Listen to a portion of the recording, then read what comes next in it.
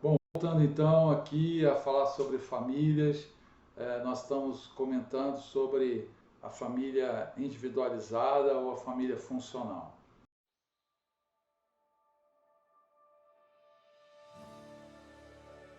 Lembrando do sistema familiar, da importância do sistema que funcione harmonicamente, o subsistema de pai e mãe, subsistema parental ali adequado, intocável, sem que existam influências prejudiciais externas, né? Influências externas que prejudiquem o relacionamento do casal ou que alguém ocupe uma função que não seja adequada. Eu comentei na última gravação que algumas vezes um filho ou uma filha saem desse papel aqui de filho e da função de filho e colocado emocionalmente junto a um dos pais, né, ou do pai ou da mãe, usando uma expressão só para entender, é como se esse pai tivesse casado emocionalmente com essa filha ou mesmo com o filho emocionalmente. Então tira daqui da condição de ser filho e coloca numa condição similar à dele ou a mãe fazendo algo semelhante. Ok? Espero que seja entendido isso. A gente busca no trabalho com famílias, a gente busca autonomia ou no trabalho com indivíduos. Muitas vezes esse indivíduo vindo de uma família simbiótica, por exemplo, que eu falei lá no início, a primeira família, que é aquela família purê de batata, muitas vezes uma pessoa, né, vindo de uma família simbiótica, ele não conseguiu se individualizar, ele não conseguiu a individualização, ele não conseguiu alcançar uma autonomia adequada e está preso a algum comportamento inadequado que impede até mesmo que ele se desenvolva, tanto no trabalho, resultados financeiros, no casamento, na sua vida pessoal. Muitos vindos de famílias disfuncionais, eles vão buscar, como eu já comentei na última gravação também, eles vão buscar em grupos sociais, políticos, religiosos, etc., ou nas drogas, ou num comportamento disfuncional, né? Eles vão buscar um sentido da vida, eles vão buscar ali algo que lhes seja propício, agradável, que faça com que eles se sintam parte de algo importante, que tenha um significado. O sistema familiar, ele precisa funcionar, um sistema saudável ou mais saudável, ele vai funcionar dentro dessa estrutura em que cada um vai ter a sua autonomia. Essa autonomia não é fazer o que eu quero, não tem a ver com liberdade, mas com o desenvolvimento daquele indivíduo crescendo, sendo ensinado, ajudado a ter a sua própria identidade, construir a sua identidade, construir sua vida de uma maneira saudável, né, onde ele sabe exatamente quem ele é, o que ele pode, o que ele quer, podendo então definir seu papel, sua função, vivendo adequadamente, vivendo de uma maneira saudável. É importante que os pais permaneçam no papel de pais, filho seja filho, funcionando como filho, e pai funcionando como pai. De novo, estabelecendo regras, fazendo com que elas sejam cumpridas, e também regras, limites, e também os direitos, né, que essa família tem, que esses filhos têm. Lembrando, então, que esse papel de ser aquele que faz com que as regras sejam cumpridas, ele não deve ficar estratificado. Pegar lá o exemplo, só o pai, que é o mais comum, vai ser aquele que vai estabelecer as regras e fazer com que elas sejam cumpridas. E a mãe fica naquele papel de boazinha. Então isso não é saudável. Então o pai, ele vai também ser bonzinho, né, só para entender, e a mãe, em algum momento, quando necessário, ela também vai fazer com que os limites sejam estabelecidos e sejam respeitados, tá bom? Então eles vão aí alternar os papéis, as funções quanto a limites e confirmação. Esses pais, eles podem divergir e podem até competir entre eles, né? Sem que, no entanto, isso produza um reforço né, por padrões cismáticos, ou seja, essa competição entre eles é uma competição saudável, onde eles vão estar se expressando, colocando suas opiniões, seus interesses, com autonomia. Mas isso não vai levar a uma separação, uma divisão, uma briga, um rompimento do casamento, tá? Pelo contrário, quanto mais eu respeito e me envolvo com as opiniões, as ideias, mantendo as minhas, desde que elas sejam razoáveis, adequadas. Não vou brigar pelo que eu penso, eu não vou brigar por uma posição, eu vou opinar, eu vou colocar minha ideia, minha opinião, minha posição, sem que isso leve necessariamente a um rompimento do casamento ou do relacionamento.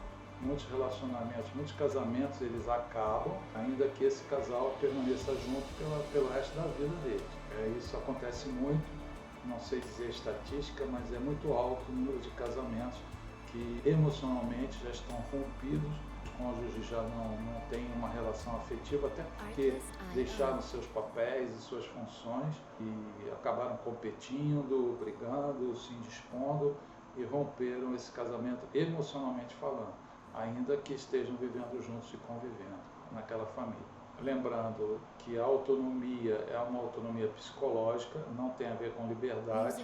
As pessoas que convivem numa família funcional são pessoas que não se sufocam, elas vão se respeitar, cada um tem uma opinião, cada uma tem uma posição e elas vão divergir, vamos dizer, educadamente, mas não vão se sufocar, os direitos e os deveres são respeitados. Como consequência disso, o valor próprio, essa identidade, ela também vai ser respeitada e tende a levar esse indivíduo que é respeitado e se respeita a grandes resultados na sua vida, com uma autoestima adequada, com um sentimento de valoração adequado e etc.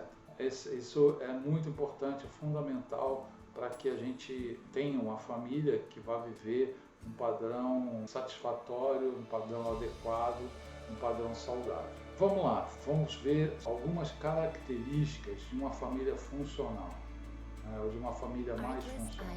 Primeiro, uma característica de uma família funcional, ela é capaz de oferecer e receber ajuda. Um membro daquela família, ele é capaz de oferecer ajuda para um outro membro e ele é capaz também de receber ajuda, uma sugestão, uma opinião sobre alguma coisa que ele esteja vivendo. Então existe a segurança e vamos dizer, a liberdade daquele filho, daquela pessoa, ela ter a facilidade, a oportunidade de procurar compartilhar sobre si com outra pessoa, com outro irmão, com o pai ou com a mãe, e ouvir a opinião que lhe seja dada e receber ajuda se for necessário. Essa é uma característica dessa família. Assim como a família como um todo também funcional, ela vai querer cada vez mais ser saudável e vai também procurar ajuda, seja terapêutica, psicológica, etc. Uma outra característica é que essa família ela tende a ser acessível. Ela não é fechada, ela não está emparedada, ela tem acessibilidade. As pessoas podem entrar desde que ela permita e também limites estabelecidos, tipo, quanto tempo você vai ficar aqui em casa? Posso receber do dia tal ao dia tal. Isso eu estou dando um exemplo prático, mas essa acessibilidade ela também tem a ver com essa questão emocional. Ela é uma família permeável, onde outras pessoas podem estar, chegar, entrar até emocionalmente, mas dentro de um limite. Uma outra característica, ela é capaz de influenciar, uma família que vai influenciar outras famílias e também, como eu disse anteriormente, quando falei sobre oferecer e receber ajuda, ela também pode ser influenciada. É uma família em que tem essa permeabilidade, ela não tem medo de ser confrontada, isso porque ela tem autonomia, os seus membros têm autonomia, essa família é extremamente saudável. Os membros dessa família, por exemplo, outra característica, sabem ouvir os outros, certo? Mas tendo firmeza em relação àquilo que pensa, aquilo que gostaria, pode ouvir uma opinião, pode pedir uma opinião, mas tendo firmeza e clareza daquilo que a pessoa mesmo quer. Uma outra característica é que ela tem vida afetiva, mas ela não depende necessariamente ou exageradamente desse afeto familiar. Até porque ela vai ter aprendido a ter um suprimento, né, pessoal, de uma maneira adequada, de uma maneira positiva, de uma maneira saudável. Uma outra característica é que ela vive relacionamentos de troca, não de dependência. Eu não dependo de você, mas nós vamos trocar experiências, nós vamos trocar opiniões, nós vamos trocar afeto, e isso é extremamente saudável.